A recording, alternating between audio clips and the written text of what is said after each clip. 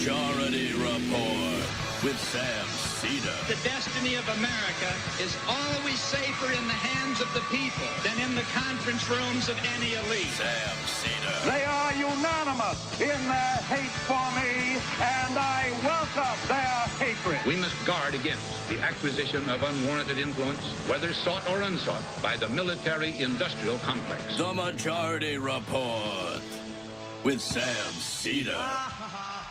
And I get the feeling you've been cheated.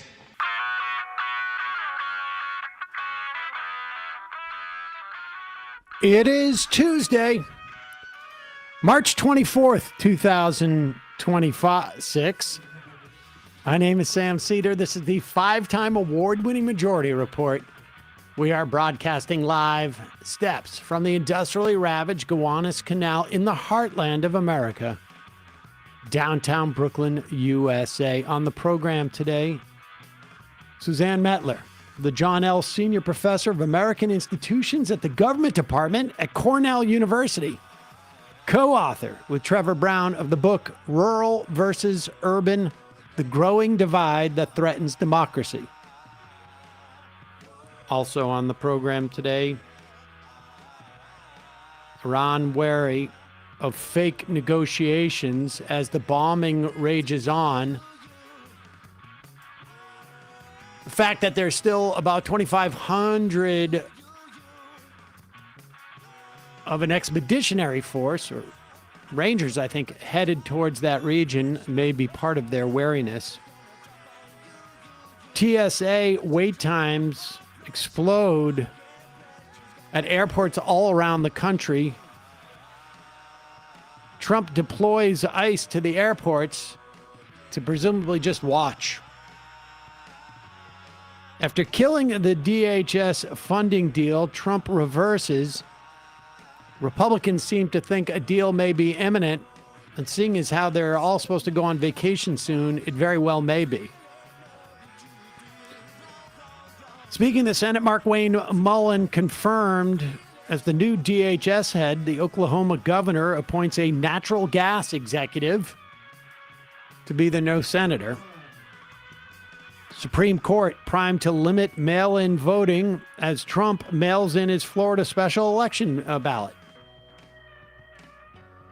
Trump White House gives $1 billion to cancel a wind farm and funnel that money to oil drilling. Conservative Fifth Circuit throws out an FTC order directing Intuit to stop using deceptive ads for TurboTax. Georgia woman charged with murder after allegedly taking an abortion pill. All this and more on today's Majority Report. Welcome, ladies and gentlemen. Thanks so much for joining us. It is, Newsday Tuesday, but a little bit, our format's been a little loosey-goosey, frankly, over the past year. So, but it's still a Newsday Tuesday. It's just that we have an interview today. And less news. Yes. Emma Vigeland out today. She did one of the Pod Save episodes. That is available now. And did she end up? Yeah, Higher Learning's coming out today. Van Lathan. Okay, great. She did the Van Lathan show, or Higher Learning, I should say. And of course, if you're a Patreon member of the Bituation Room, you can see her live show that she did on Sunday. So all of that's going on. Let's get right into this. We're on week 5 now of the Department of Homeland Security shutdown. Democrats have reforms to ICE that they want before they sign off on funding that agency. Increasingly, TSA agents who have gone without pay are calling in sick, and so delays are exploding. Atlanta, I saw some images in New Orleans of lines in the parking lot. All across the country, larger airports, lines are incredibly extended. And Trump sent ICE there, presumably, I don't know what to do what. Just to stand around, I guess, just as a way of saying, like, I'm going to still deploy ICE. And I would imagine a lot of these ICE guys are nervous about people taking pictures of them, capturing both their face, maybe their footwear, their uniforms, because then later, when they're out there kidnapping people wearing masks, people would be able to identify them. For instance, if people were to take those photos and keep them for, perhaps down the road, some type of site that hosted these things and identified them. I would imagine they're nervous about that. And I don't blame them. I mean, there's a reason why they go around wearing masks, because they don't want to be identified.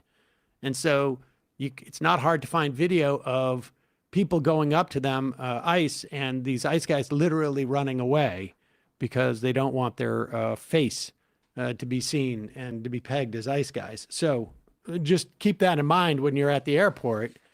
If you're taking a picture of an ICE person, they may be upset. So just keep that in mind, because it may be, from their perspective, valuable to other people later. So keep that in mind. All right, let's go to this. And so here is Donald Trump yesterday at the Memphis Safe Task Force Roundtable in Memphis, Tennessee. We have some clips of that will play later in the program of Stephen Miller and Kash Patel engaging in a competition to see which one of them can crawl up Donald Trump's derriere more deeply. But we'll save that for later when we get to the sports part of the program. Here is Donald Trump telling Republicans not to make a deal. And we got to do something about it all. And it's part of Homeland Security. And I'm suggesting strongly to the Republican Party, don't make any deal on anything. The most important thing we can have is what's called the Save America Act. Don't make any deal on anything unless you include voter ID, and you have to be a citizen to vote. You have to show citizenship to vote. Very easy to do. It's very insulting when they say people can't do it because they don't know how to do it. Anybody that can't do it, I think it's a very insulting thing to say. The Democrats are fully to blame with the struggle of the great American public is going through at the airports. They're going through a big struggle right now, and we just put ICE in charge, and they're helping TSA, the agents, and they're working together so far very well.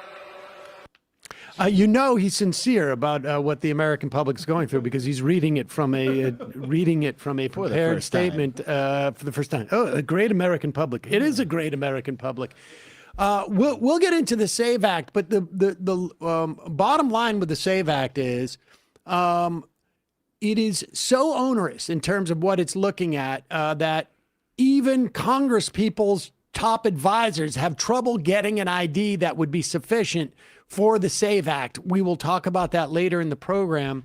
And I'm just hearing from Dorsey, who's just flown today, and he said he can confirm the ICE guys at O'Hare are just standing around. One tried to help, but didn't even know if laptops should be out of bags. So, but Trump is insisting on the SAVE Act to go into the funding. Of course, it's a completely different thing, but he wants it to be a rider on the funding for DHS. The Democrats have their own list of things. Let's listen to John Kennedy, Senator John Kennedy on Fox News as to who is responsible for this. It's becoming a hot potato. This is yesterday, and we have new news as of today, but it's becoming a hot potato because all of a sudden now, even like wealthy people who fly are starting to feel very inconvenienced. And in fact, I read that the investigators from the National Aviation Board who are coming to LaGuardia to find out what happened with the death yesterday, a collision between like a ground crew and a plane, I think it was, they were delayed because of wait times at the TSA. But here is Kennedy. Senator Cruz and I came up with a plan. We said, look, it's a two-step process. The Democrats have offered to open up everything but ICE. Ted and I said, okay, let's accept their offer.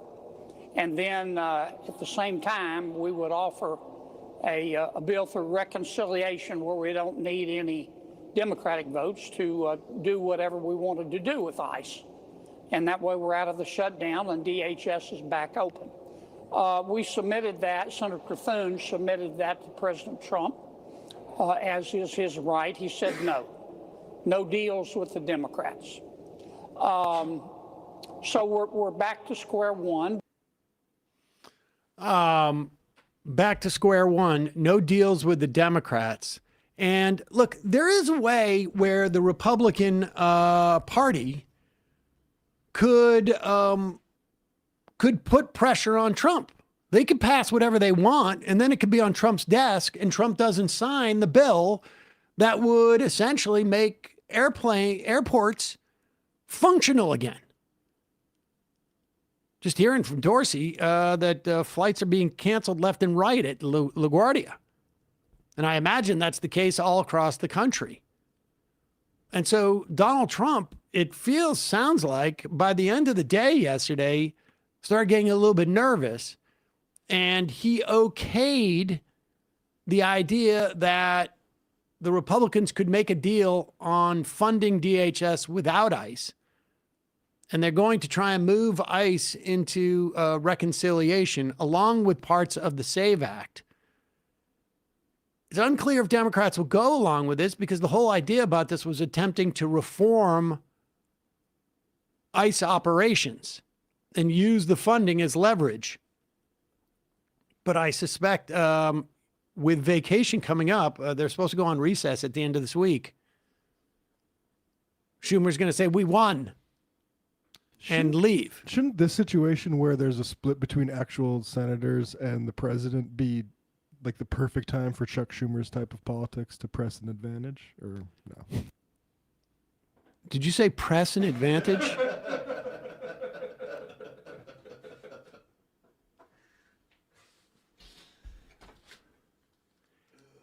I don't think you get what we're doing here. Press an advantage. No, when Trump is retreating in this, he's retreating because Republicans are being blamed for this. Because, a Democratic Party would be jumping all over the fact that Kennedy said that on Fox News. And a Democratic Party that wanted to be really aggressive would say Republicans should just pass this bill and make Donald Trump own it. Now, the real question is whether they can get it together for a reconciliation bill. We'll talk more about that in the coming days. But in the meantime, DHS may or may not get funded over the next couple of days. We will keep you abreast of that. And it may or may not be funded in a way that will provide better outcomes from Democrats. Remember, this goes back to the first bill that Chuck Schumer and about 6 or 7 other Democrats, maybe it was 10, ended up voting to allow to move forward because he was afraid of a government shutdown at that time. So this stuff that happens, nearly a year ago comes back to haunt you. In a moment, we're going to be talking to Suzanne Mettler. She's the senior professor of American institutions at the government department of Cornell University, co-author with Trevor Brown of the book Rural versus Urban, The Growing Divide That Threatens Democracy. But first, a couple of words from our sponsors. Are you numb to it? The insanity that's going on all around us. We have some geopolitical problems. I don't know if people have picked up on. AI coming from jobs. Stock market going crazy. The economy sputtering. However, there is one thing that can give you peace of mind, and that is getting life insurance. And for this, for the same price per month as one of your streaming services, you can get the right life insurance policy. And here is the beauty about life insurance: the younger you are, the cheaper it is. Like, it's double the price if you were to wait and buy it a decade from now. That's why looking for a life insurance policy today and doing it with Select Quote is your best step forward. I got my life insurance almost, well, I guess 19 years ago. After Milo was born, you have more of these responsibilities. I wish I had bought it a couple years earlier because it would have been that much cheaper. That's just the bottom line. I am a term life insurance guy. I've got it through like the time that Milo gets 30, and Saul now will also get through. So help him with college in the event that I have an untimely demise. But it is a huge, huge burden lifted off your shoulders. If you have anybody that you care about in your life that could be helped by this, do it now. Get your life insurance and have that just one thing that's not hanging over your head. And again, the earlier you do it, the cheaper it is. For over 40 years, SelectQuote has helped more than 2 million Americans understand their options and get the coverage they need for life insurance. As a broker, their mission is simple: to find you the right insurance policy at the best price. They make it super easy. It sounds intimidating for some people, I guess. It probably did for me. I was just putting it off. But SelectQuote makes it super easy. They take the guesswork out of finding the right life insurance policy. You don't have to sort through dozens of confusing options on your own. Instead, one of their licensed agents will find the right policy at the right price for you, comparing plans from trusted, top-rated insurance companies to find you a policy that fits your health, that fits your lifestyle, your budget, and they work for you for free. You're going to be covered faster than you think. SelectQuote works with providers that offer same-day coverage up to $2 million worth with no medical exam required. It doesn't matter if you have pre-existing health conditions, because SelectQuote partners with companies that offer policies with people who have conditions like high blood pressure, diabetes, or heart disease. SelectQuote makes it easy. Even if this is your first time thinking about it, head to selectquote.com/majority. A licensed insurance agent will call you right away with the right policy for your life and for your budget. Life insurance is never cheaper than it is today. Get the right life insurance for you for less. Save more than 50% at selectquote.com/majority. Save more than 50% on term life insurance at selectquote.com/majority today to get started. That's selectquote.com/majority. They shop, you save. We'll put the link and the information in the podcast and YouTube description. Also, sponsoring the program today, the way I'm getting a nice new sleep every night. You hold off buying a new mattress because you're like, I don't want to make the investment and this and that, and you worry about it, and you can shop and shop and shop. And I have read about 1 million different reviews, and the one that kept coming up for me was the LEESA. And I ended up buying the original King, which is like an all foam mattress. It has an upscale feel, but it is really helpful with me feeling like achy in the morning or my back. It's great. This particular one is great for a side sleeping. I'm trying to avoid snoring, so I'm trying to get off my back. If you've never slept on a mattress that feels like it was designed exactly for you, well, then you got to try the original King that I got from LEESA. They have others that are like hybrids with some of the spring and the foam. For me, I went with the all foam because I want that type of feel, like where if I move around in my sleep, or my significant other does, I am not woken, nor is she. My snoring sometimes does that. But I find that I'm snoring less because I'm able to sleep on my side. LEESA has a lineup of beautifully crafted mattresses tailored to how you sleep. Each mattress is designed with specific sleep positions and feel preferences in mind. From night one, you will feel the difference. Premium materials deliver serious comfort and full body support. Doesn't matter how you sleep. They back it all up with free shipping, easy returns, and a 120-night sleep trial. LEESA has been awarded the best hybrid mattress by the New York Times Wirecutter. It is also, if you buy a mattress from West Elm, it's always a LEESA because they know better. LEESA isn't just about sleep, it's about impact. They donate thousands of mattresses each year to those in need, while also partnering with organizations like Clean Hub to remove harmful plastic waste from our oceans. Go to LEESA, LEESA.com, LEESA.com for the spring sale, 20% off a mattress. You get an extra $50 off with the promo code MAJORITY exclusively for our listeners.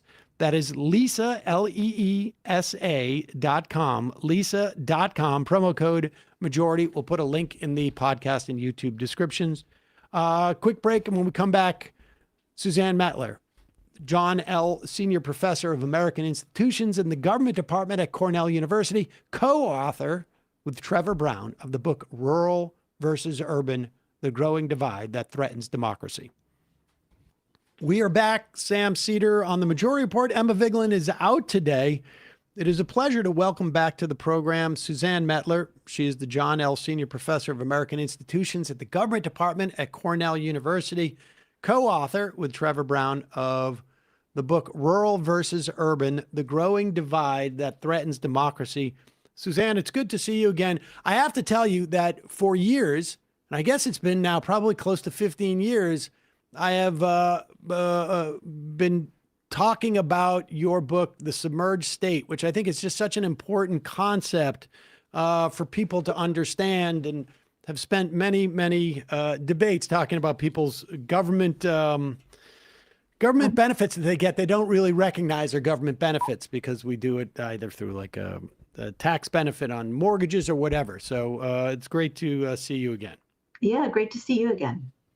All right, let's talk about this this new book that you've been working on for a while, and it is about a growing divide between urban and rural areas in this country. Before we get to my misconception that there's always been a divide between urban and rural, what do we mean by rural in this context today? Oh, yeah. So there are many ways that you can look at measuring rural, but rural Americans today, depending upon your measure, are between 15 and 20% of the population. And as we look at it, we're measuring rural counties. So all counties in the United States are measured on this scale from urban to rural. And it takes into account not just population density, but also how close they are to a major city. So how integrated their economy is into that of a larger city. So, it's only about 1 out of 5 Americans today at most who live in rural places, but it turns out they're very politically significant. And okay, how just on that definition, like how disconnected from an urban center would one have to be defined as rural? So you're not taking you're not going into the farmer's market and driving an hour and a half, let's say, to go and sell your wares there on Sunday in the city. You're further out, or is it just like, is it geographic, or is it just simply that's not there's no room for you to sell that there? Right. It could be that you're an hour and a half out, like where I live in Syracuse, New York. This is an urban county, although there are many parts of it that feel really rural, and that's because the census tract might be defined as rural, but the county as a whole is urban because you have the city of Syracuse inside of it, a lot of population. But then you just go out a little ways from Syracuse, and those are very rural counties, and people do what you say, they drive into the farmer's market and sell their goods. So, these are counties that don't have a city within them, and they're not densely populated suburbs either. So, today most Americans live in either large cities or small cities or suburbs, and all of that is urban. Okay, so 20% at most of the U.S. population, but politically important. And why? Is that because of the way that our government is structured in many respects? Yeah, that's right. So the United States has always had institutional features that give extra clout to less populated places. So if you just think of the U.S. Senate, today the population of California is almost 70 times that of Wyoming, but both California and Wyoming get 2 senators. And what that means is that, Wyoming has an outsized voice in policymaking in the U.S. Senate. And then it also has an outsized voice in judicial nomination, in judicial confirmations, right, for that whole branch.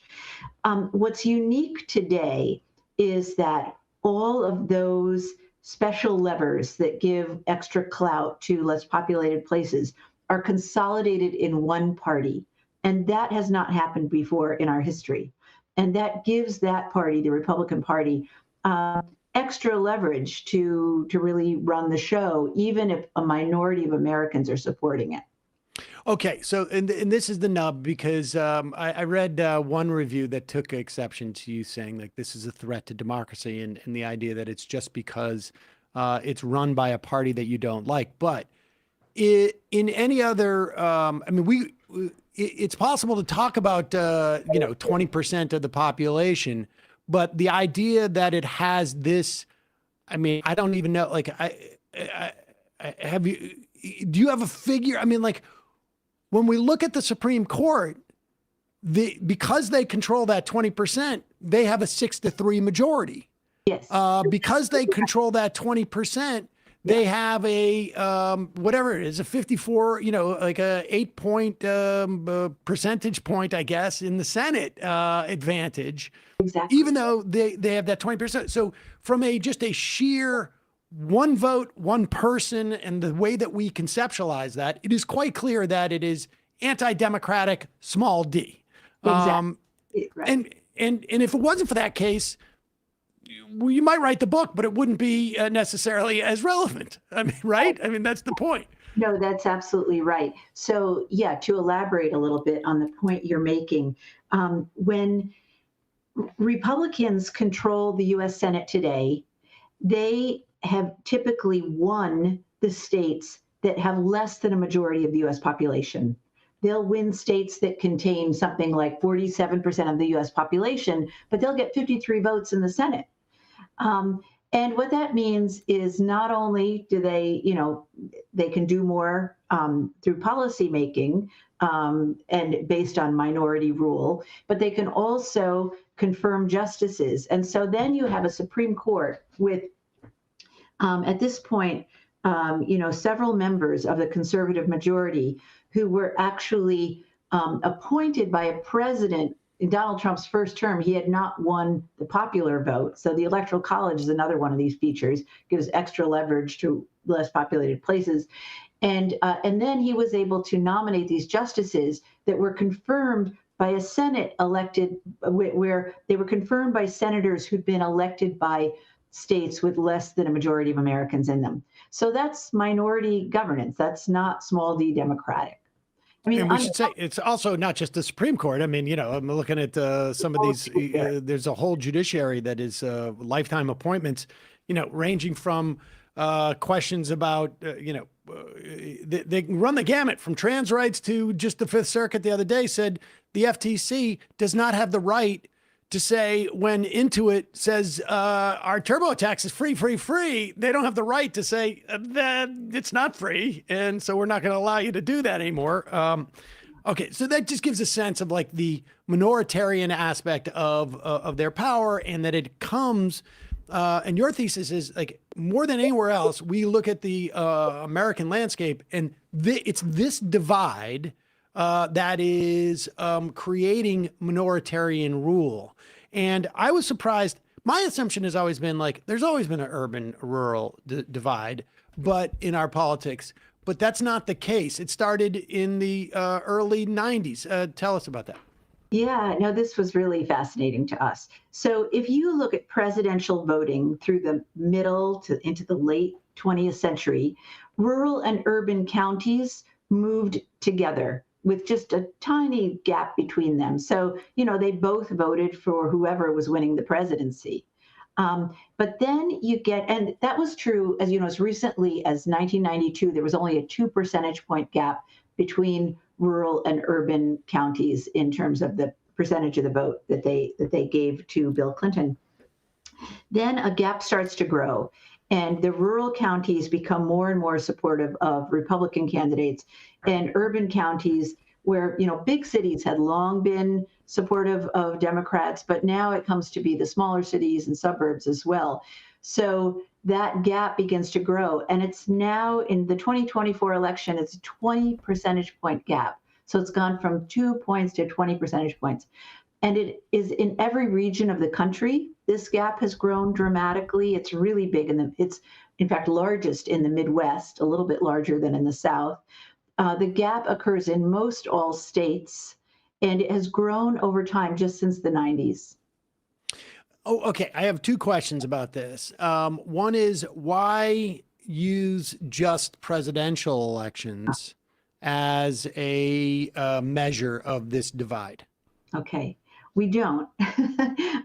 But first of all, we want to understand what led to this divide. And so presidential elections are useful because we can look at all counties in the United States, all, over 3,300 counties, with the same thing that we're trying to explain. How did they vote in presidential elections? But besides that, and we do that looking at elections from 1976 to 2020. But in addition to that, we look at the U.S. House of Representatives and what's changed over time. And this is really fascinating. If you go back to the 1980s and up through 1992, and you think of congressional districts as, in 5 parts, from the most urban to the most rural. The most urban places were, far and away electing lots of Democrats, as they long had been since the New Deal. But all of the other types of congressional districts were really split between the number of Republicans and number of Democrats they were sending to Congress.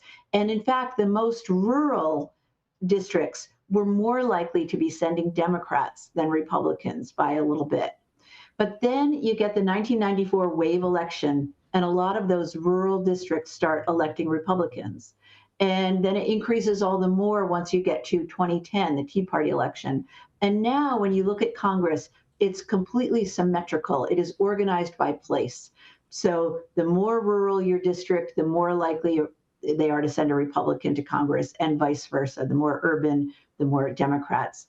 So it's a really important source of our polarization today. And it's, creating an us versus them politics, which I think is exacerbated by people living far away from each other.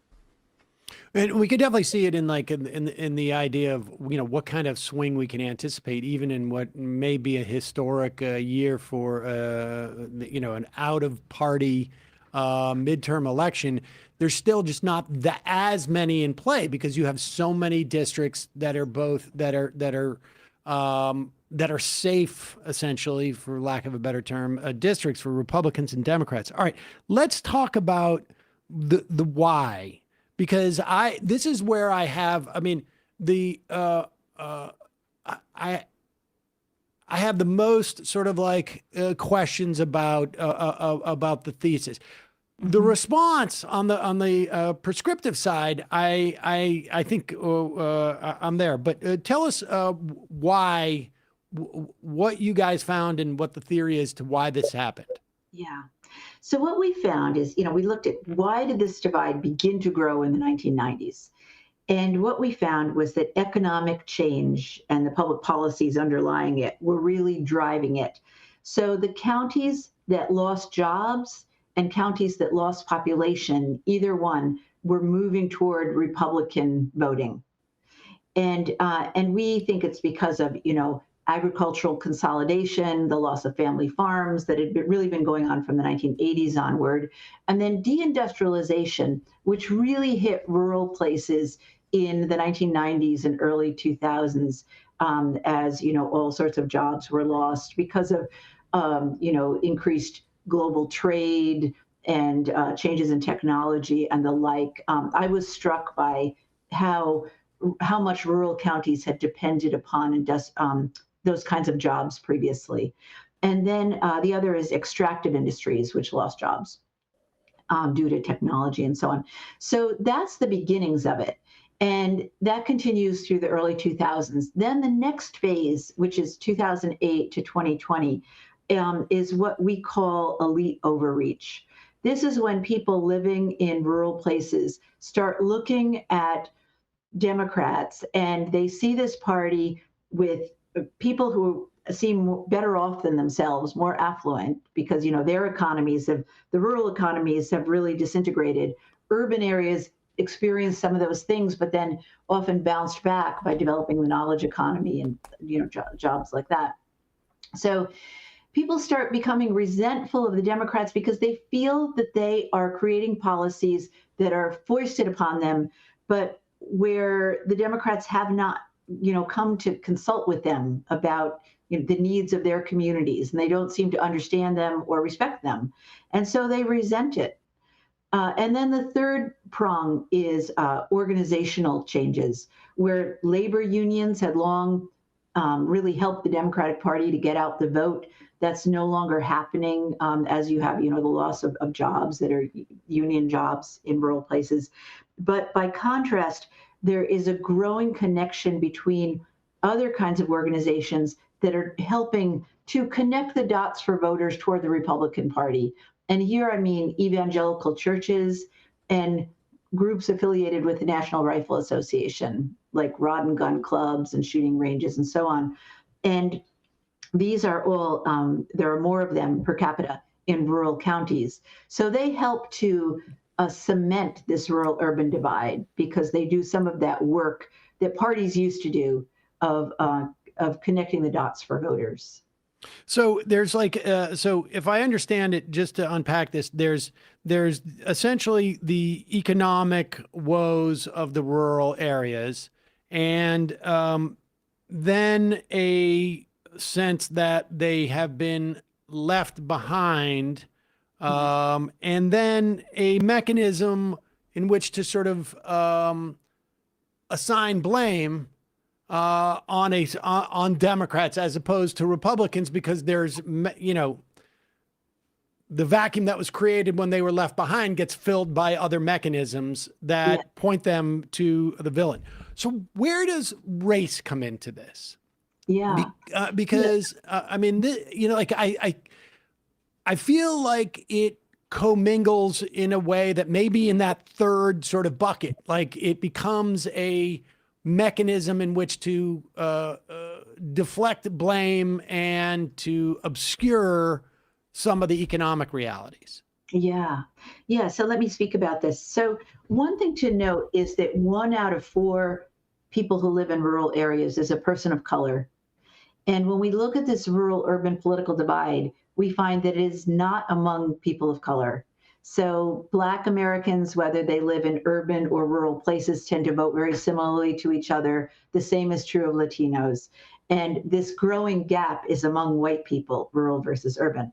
So, many people assume that the change in rural politics comes down to racism. And we find that it's not that simple. When we look at the period when it began in the late 90s to early 2000s, when you have the rise of place-based inequality. In fact, at that point in time, so we measure, we have a way of measuring racism. So here we're looking at individual attitudes in places. And we find that racism in that period of time was as prevalent among non-Hispanic whites in urban areas as it was in rural areas. So if you're a person of color, you're as likely to encounter racism in a city as you are in a rural place. And it's not driving the rural-urban political divide at that point. When you get to the next period, 2008 to 2020, racism does come into play because it becomes slightly more concentrated in rural areas than in urban areas. What's really happening in this period is that whites in both areas are starting to, in the ways they answer these questions about racism, they are seeming somewhat less racist. But urban areas are changing faster than rural areas. And so it's driving the divide a little bit then, but it's one of several factors.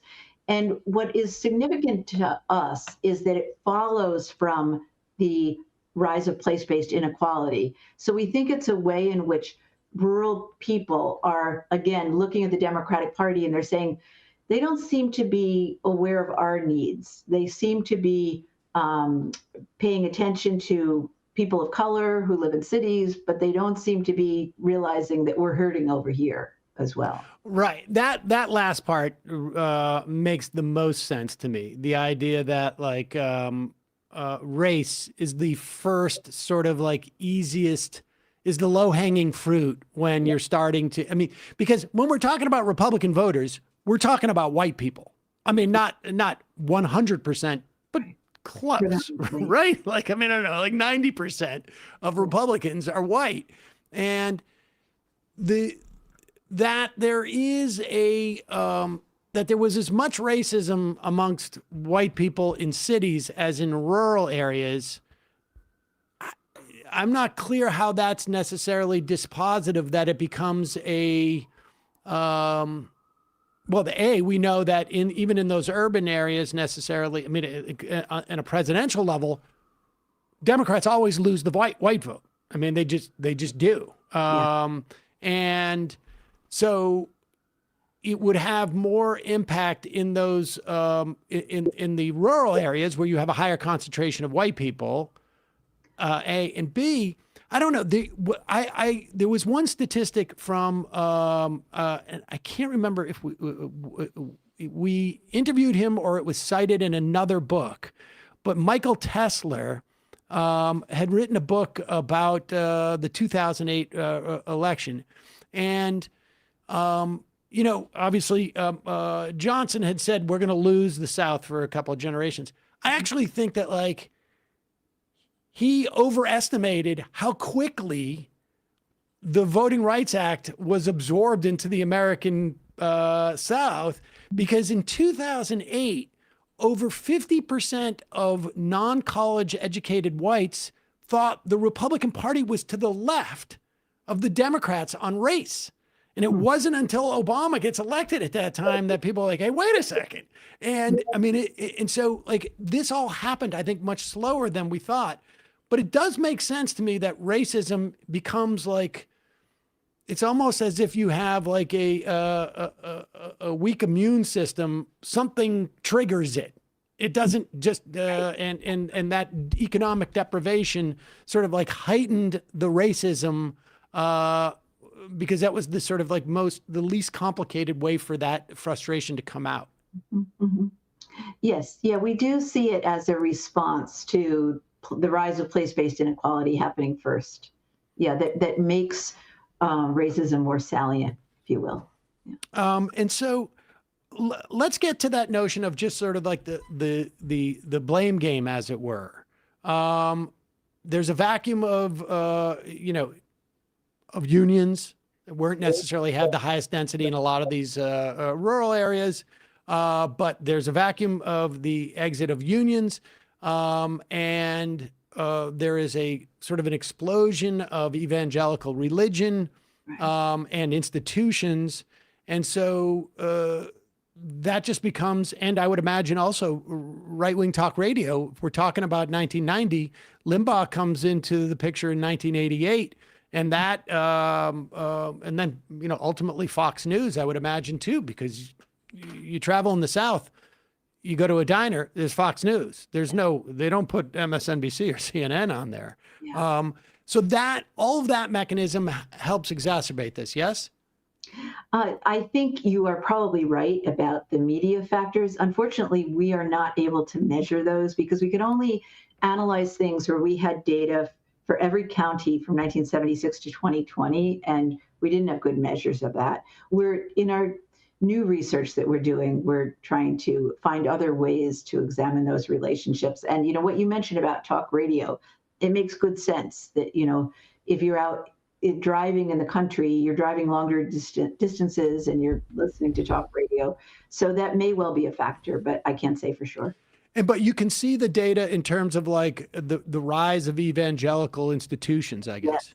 Yes, no, absolutely. And what's interesting is that, again, if you go back to the 1980s, the evangelicals were not driving the vote for one party versus the other.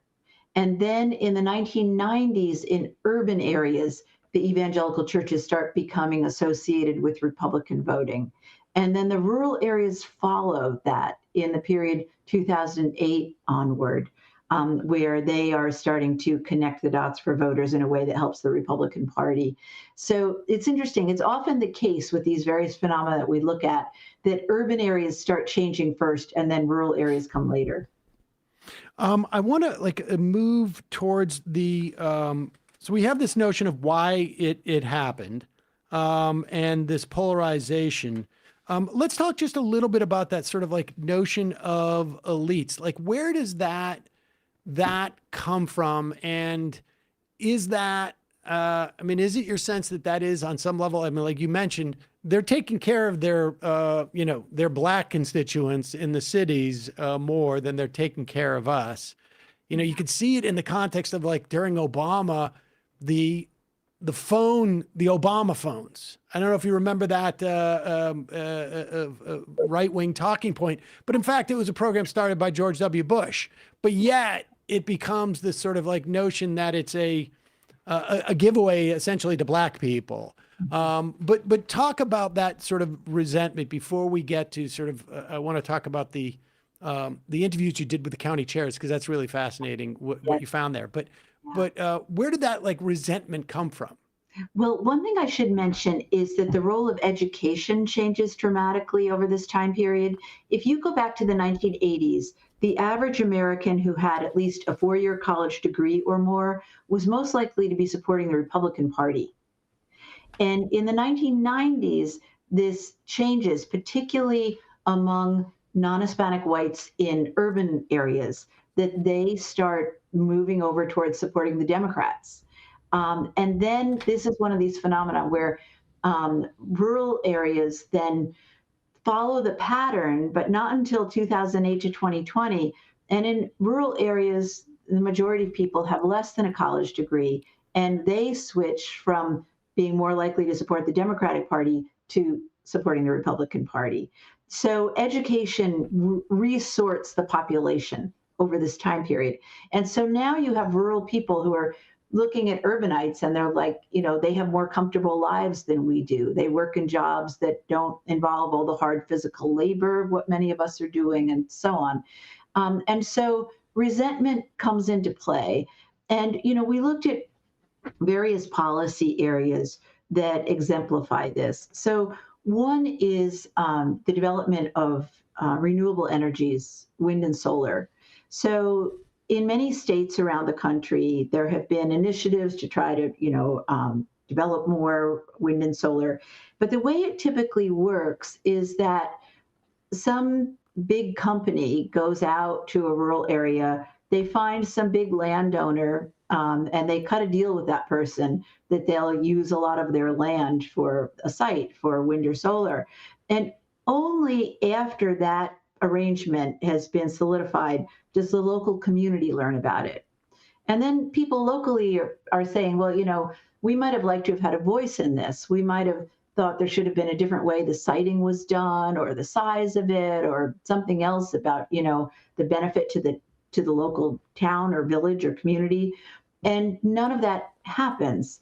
And, urbanites typically hear about this, rural communities that then will stand in the way of finalizing these plans and say, oh, they're just ignorant. They don't understand that climate change is happening. But from a rural perspective, people really feel resentful of urbanites who are not allowing them to have a voice. And if I understand you correctly, Democrats get blamed for that, even though in many of those instances, it's a Republican apparatus maybe that is doing that. I mean, because Democrats on a national level support these things. Yeah, that is fair to say. Yeah, I mean, the parties which on environmental issues used to be so similar. If you go back to the early 90s, now the Democratic Party is thought of as the party that is pursuing environmental goals. But, one thing I want to say is that when it comes to people's views about policy issues, there are very few differences between rural and urban Americans. On most issues that we looked at, there are no significant differences. When it comes to things like, spending on certain government priorities and tax levels, et cetera. When you look at the so-called culture war issues, like abortion and gun rights, et cetera, there's a gap, and there's, more conservative views among rural people, but the gap is not that large. It's, it pales compared to the voting gap. And unlike the voting gap, it's not growing. It's been pretty consistent over time. So in other words, we are not divided by our policy views. This is not a place-based liberal versus conservative difference. Rather, people dislike each other's political party, and there's an us versus them politics that has developed as a result of it. And getting back to okay, because I want to get to, because that came from the county chairs as you interviewed them about what were the issues that people cared about. There, it was across the board very similar: healthcare, jobs, and whatnot. But I want to get to that in a second. But getting back to the citing of like the renewable energy stuff, like, do we see a similar dynamic with fracking? Because fracking, when I was reading about the wind farm, that's exactly what happened with fracking back in the day, right? Yeah. They'd come in, they'd find a piece of property, they'd buy it, and then towns would get sort of divided up as to whether you want the fracking, and fracking's far more obtrusive, right? You put up a wind farm, okay, it's there. The solar farm, it's there. There's no trucks going back and forth every day. There's no increase in depletion of the groundwater or something to that effect. Is there a similar dynamic in fracking? And I don't know. That's a good question, and we did not delve into fracking, so I'm really not sure. Okay, and then so if that's citing issues, and then and so the part of it is this sense that we're being imposed upon us these things from outside, and nobody's really paying attention to us. And then there's all these apparatus to blame the Democrats as opposed to Republicans. Yes. Because in a lot of those instances, it's Republicans who are going and making those deals. Right. So getting to that question of issue sets being similar, are Republicans addressing those more, or is it just that people feel like nobody's addressing our issues, right. And just in some ways Democrats are more agitating? Yes, this is one of the many ironies. This whole story is full of paradox and irony. So from the New Deal, back in the New Deal, Franklin D. Roosevelt built a rural-urban coalition. And he really put rural people front and center and had all kinds of public policies that were responsive to their needs. And rural people appreciated it and felt that the Democratic Party had saved them in the Great Depression. And then for decades to come, for a half century, continued in many rural places, not all, but in many rural places, they continued to support the Democratic Party because they felt like it was the party that was backing the average person and had been good to them. They lost faith in that in the 1990s, and started, gravitating toward the Republican Party. Now, this is not something we looked at in depth, and in our new research, we're going to be looking at this more. But it seems to me that the Republican Party is not delivering for rural areas, that it's not improving access to health care. We know that. It's not improving situations in the schools in rural places, or improving the economy. So I think, what it's driven by now is a grievance politics. And I think that can only take you so far. But in order it's taken them pretty far so far. Well, no, that's true. And then here's the issue. There has to be someone there articulating a different message. And that hasn't been happening. The Democratic Party has not been there organizing. I mean, so we met with county chairs, Democrats and Republicans, in a bunch of rural counties that have changed dramatically since the 90s in how they vote. And these are volunteers. They tend to be older.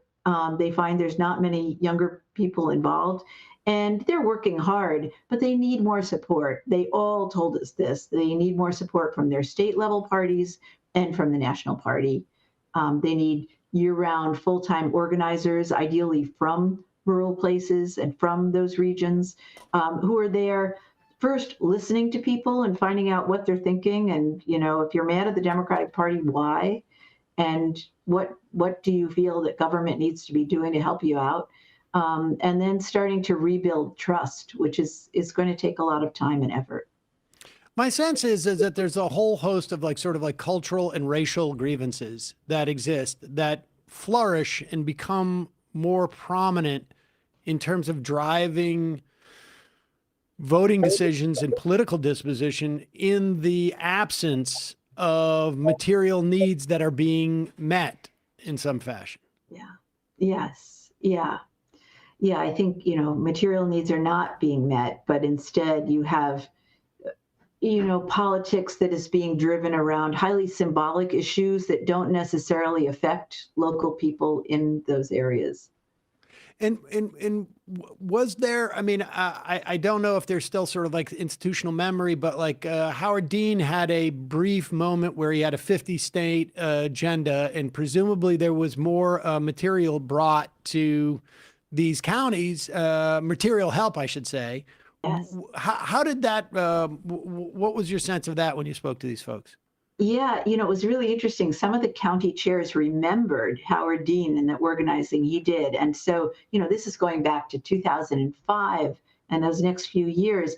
He had this strategy of organize everywhere, all 50 states, and he was particularly dedicated to rural counties.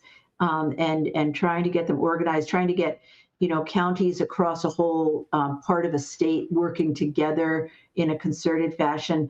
And so, you know, what happened was, this is when George W. Bush is president. After a couple of years of this kind of organizing, Democrats won back Congress. And then 2 years later, Obama won the presidency. And of course, Obama had his own organizing apparatus, which also worked hard in rural areas and did a lot of listening to people in rural areas. So you added all of that up, and rural areas really helped to elect Obama. It's quite striking. So, you know, I've portrayed this period from the mid-90s to the present of being like one basic trend, but there's these few years in the midst of it when things seem to be going the other way, back toward Democrats' favor. And it's when Howard Dean has that organizing strategy. And then sadly, it all falls apart after President Obama's elected. Those organizing strategies are really abandoned. Yeah, I mean, it was dismantled, right? I mean, Obama himself wanted Obama for America to be brought in-house, and Rahm Emanuel was almost explicitly against the 50-state strategy, and because they didn't want to have any outside sort of political entities to challenge the Obama administration. And then we saw how well that worked out. We lost 1,000 seats over the course, or Democrats did, I should say, over the course of the next 8 years under Obama. So when you look at, based upon sort of this this notion of, both from an organizing standpoint, Democrats have to re-engage in these areas, but also address these material issues. Are there candidates that you see on the landscape that are doing that now? I mean, Dan Osborne, we're looking for more rural areas, right? Dan Osborne, not a Democrat, but addressing this stuff. Graham Plattner, we're yet to be see how he could do in a general election, but we can see the polling and just sort of the general enthusiasm. What's your sense of that? Yeah. Well, I think that someone like Sherrod Brown is a Democrat who really stays in close touch with rural areas and Things have been challenging in Ohio, and the party hasn't done all of the kind of support for rural counties that could help things go better for Sherrod Brown. But as a candidate, I think he's very good at connecting in rural places. But I think this ultimately doesn't come down to just candidates. What's missing, as you were saying, is that party building piece that has to be there year in and year out. But I think if Democrats are going to hope to take back the Senate, they have to figure this out. Because it's the only way. It is really striking to go back even to 2008 and to look at all of the places where Democrats were competitive that now Democrats think of as totally off limits for them. And it's a big mistake. In order to reverse things politically in this country, we have to get beyond the rural-urban divide. Do you have a sense, and this may be outside your portfolio, but a sense as to why? Like, what are the forces that have led the Democrats to disengage from an organizational structure and from a, sort of like campaigns too, structure from those areas? Yeah. Well, one thing to be said is that both parties have become weaker organizationally over a century, and for all sorts of reasons, and then some of that for the past half a century is driven by the same things that have affected civic organizations generally. But I think there's also a lack of understanding the importance of this at the leadership level, like the DNC and so on, of how much this matters. And, Republicans really have been advantaged by their ability to have other kinds of organizations working with them. So they are much more organized. There were some places where I did interviews with county chairs in North Carolina, and there were no Republican county chairs. And I was surprised because, the Republican Party seemed stronger locally in terms of how they did in elections. And I asked one of the Democratic county chairs about it, and she said, look, they don't even need to organize. They're so socially networked that election time comes and they know what to do. Whereas the Democrats really have to start from square one, with each election. And it's hard work without having a year in, year out organization. It also sort of feels that there's no money in it, in organizing those areas. You have no big media buys so the consultants who are brought in that work with the DNC, they are motivated by the idea that if we buy a big, Texas is perennially there. They talk about Texas in general because it has such a huge media market. And they get 15% of every media buy. And so there's a huge sort of like financial interest in doing some things and no financial interest in doing others. And it's almost like those have become orphaned at least in the way the Democratic Party operates. But here's the crazy thing is that organizing could make such a difference, and it doesn't have to be very expensive. Hiring some organizers for rural places. But that's my point. It's not a question of cost. It's a question of, is there somebody to be made money? Is someone can make money off of it? And there's no incentive structure. And I think too much of the Democratic Party has, as of late, in the past, 30, 40 years, functioned on that incentive structure. Right. Yeah.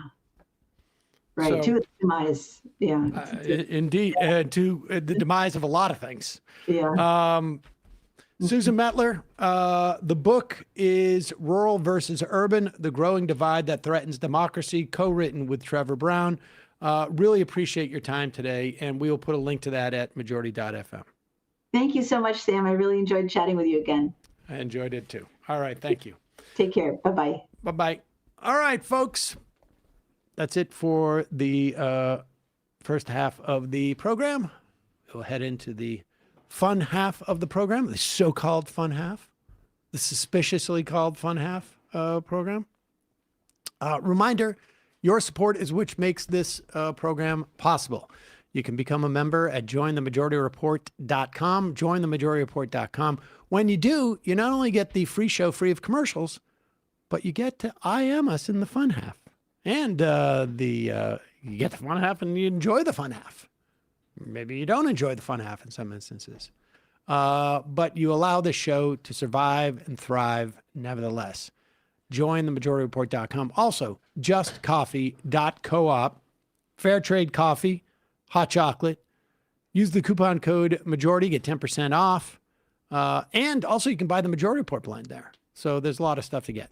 Matt, what's happening in the Matt Leckian media universe? Yeah, over on Left Reckoning at 2:30 right after the show today, we're having Max Alvarez of The Real News and the Working People Pod on to talk about East Palestine, Ohio, and the environmental crime that was committed there on the residents. And we're also talking about this Prairie Land case a little bit and the Iran war. So check that out right after the show today on YouTube. You'll be rated over there. Rated? You can raid on YouTube now. Oh, raid. Yeah. What do you think I said? Rated. R-A-T-E-D, yeah. I thought you said R-A-T-E. No, it'd be R-rated. Everybody's going to be judged who listens to Left Reckoning. And we'll see if you're worthy. 10, 10, 10. That's what I said to everyone who listens to Left Reckoning. See you in the fun half.